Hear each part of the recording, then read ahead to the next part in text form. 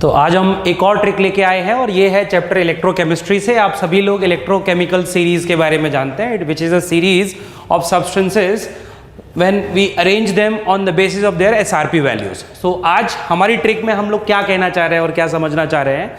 So first you must know the definition and you must have that idea of electrochemical series. That second thing is when we have the strongest reducing agent, it is the lithium and strongest oxidizing agent it is fluorine जिसका SRP value सबसे कम है वो सबसे strong reducing agent, जिसका SRP value सबसे ज़्यादा है वो सबसे स्ट्रॉन्ग ऑक्सीडाइजिंग एजेंट। तो पहली चीज़ आपको ये बिठानी है। दूसरी चीज़ जो मैं आपसे चाहता हूँ आप लोगों को याद रहे, दैट इज गैल्वेनिक सेल में एनोड का काम कौन करने वाला है? एनोड का काम गैल्वेनिक सेल का एक और नेम है वोल्टेइक सेल।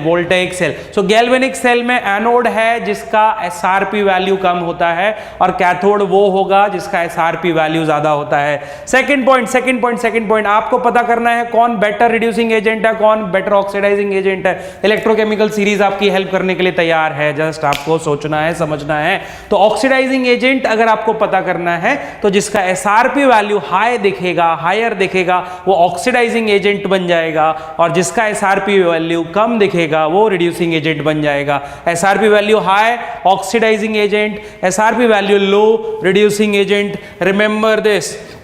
नेक्स्ट, अगर मैं मेटल्स की बात करूं तो मोस्टली आप जो सीरीज में देखते हो वो मेटल्स ही देखते हो। तो एक्सट्रीम्स पे आपको लिथियम एंड फ्लोरीन दिखाई देते हैं।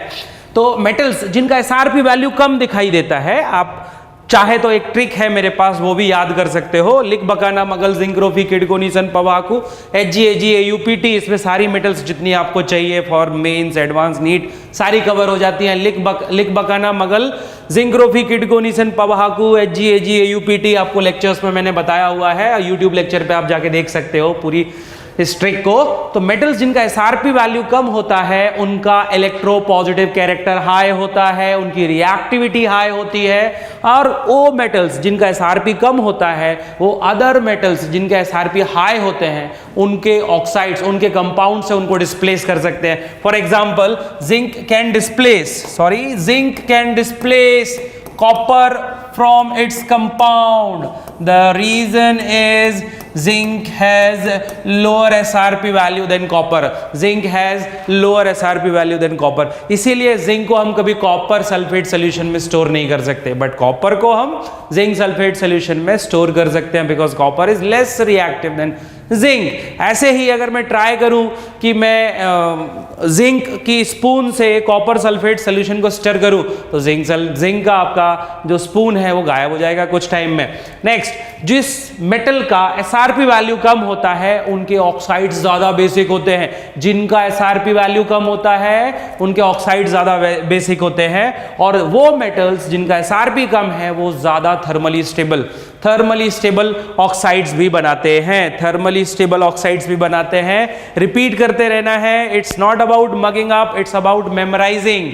अगर चीजें कितनी भी सिंपल कर दूं मैं, अगर आपने याद नहीं रखी तो एग्जाम में आप उनको यूज कैसे करने वाले हो। जैसे बचपन में ABCD पढ़ा था, कैसे पढ़ा था? आपने रटा था, आपने मेमोराइज किया था। उस टाइम आपको नहीं पता था A क्या है, B क्या है, C क्या है, बट आज आपको पता है ABCDEF, इनका सेंस क्या है, मीनिंग क्या है, यूज क्या है, एप्लीकेशन क्या है। Just like that, just try to memorise. Metals जिनका SRP वैल्यू नेगेटिव होता है वो हाइड्रोजन को उनके एसिड से डिस्प्लेस कर सकते हैं। जिनका SRP वैल्यू नेगेटिव होगा वो हाइड्रोजन को एसिड से डिस्प्लेस कर सकते हैं। और जो हमारी SRP वैल्यू की टेबल है, इलेक्ट्रोकेमिकल सीरीज है, इसके दोनों एंड्स पे, चाहे आप NCERT में फ्लोरीन को ऊपर देखो, लिथियम को नीचे देखो, या आप कभी सीरीज को इस तरीके से लिख लो, तो ज्यादातर रिएक्टिविटी किधर है? एक्सट्रीम्स पे है। मतलब सबसे रिएक्टिव जो सब्सटेंसेस हैं according to electrochemical series they are lithium and fluorine. Lithium is definitely being reducing agent and fluorine is definitely being